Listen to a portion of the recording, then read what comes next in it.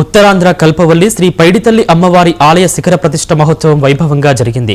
ఈ ఉత్సవాల్లో గోవా గవర్నర్, ఆలయ అనువంశిక ధర్మకర్త అశోక్ గజపతిరాజు దంపతులు శాస్త్రోక్తంగా శిఖర ప్రతిష్ఠ కార్యక్రమాన్ని నిర్వహించారు। ఆలయ విస్తరణ పనులు పూర్తి కావడంతో అమ్మవారి విగ్రహ పునఃప్రతిష్ఠ అనంతరం భక్తులకు దర్శనాలు ప్రారంభించారు।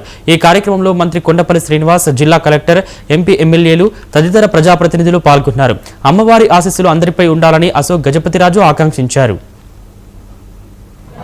అమ్మవారి ఆశీర్వాదంతో ఒక మహోత్తరమైన కార్యక్రమానికి ఎన్ని జన్మలెత్తినా సరే ఈ కార్యక్రమం పాల్గొనే అవకాశం ఉంది। అమ్మవారికి ఫోటో తెలియజేసుకుంటూ ముందుగా గౌరవ గవర్నర్ గారు పెద్దలు అదే సన్మానాలు పెద్దలకి గవర్నర్ గారికి నమస్కరించారు। కొంచెం గట్టి ఈరోజు అమ్మవారికి మేము ప్రసాదం తీసుకునేటప్పుడు వైబ్రేషన్ వచ్చే మంత్రి గారికి ఎంత అదృష్టం అంటే ఎక్కడో మేము ఉండేటప్పుడు చేయగలిగామంటే భక్తులందరికీ మా ధన్యవాదాలు। ఎందుకంటే భక్తులు లేకపోతే ఏది జరగదు। దాంతో తోడు మాకు అదృష్టం, ఈ భూమి అదంతా వచ్చేటప్పుడు ఒక అనుకూలత ప్రభుత్వం ఉంది।